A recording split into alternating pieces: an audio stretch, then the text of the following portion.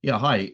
My name's Roland Hearn. I'm the Field Strategy Coordinator for the Australia New Zealand Field. And when I look back and think about NYI in my own life, I remember being a young person and too young for youth group, and recognizing how much I would love to be a part of those activities. It always seemed like they had so much fun. And ultimately, I got old enough to be a part of NYI, and it became a very big part of my life. I remember in 1978 when the Australia District divided into two. I was elected as a member at large to the NYI Council, and I was on the NYI from then and through until I think it was not about 1993. I became the president of the district NYI in 19, I think it was 1985, and that was a wonderful experience. So it has been a big part of my life.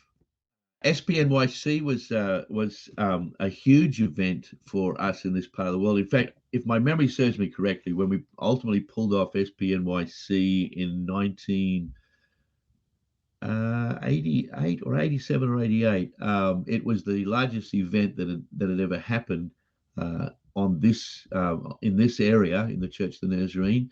And we, as the president, we got information from the general NYI that they wanted there to be uh, SPNYC, or not SP, NYC's Nazarene Youth Conference around the world in different parts of the world. And so SP stands for South Pacific. So that became the event.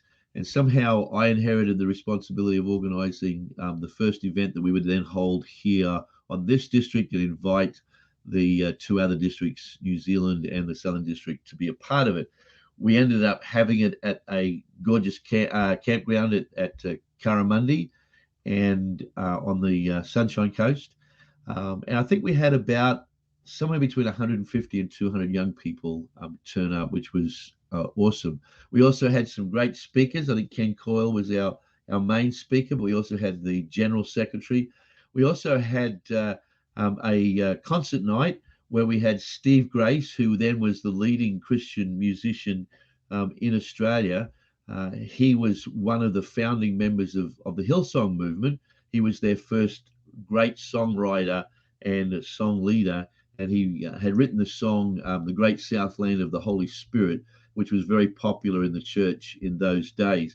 So we asked him if he would come and do a concert, and he had grown up in Papua New Guinea and knew the Church of the Nazarene from our station Kudjup, and he was very fond of the Church of Nazarene. So he agreed to come, and he brought with him a friend, an Aboriginal man, who played didgeridoo in that concert. It was really a fantastic event.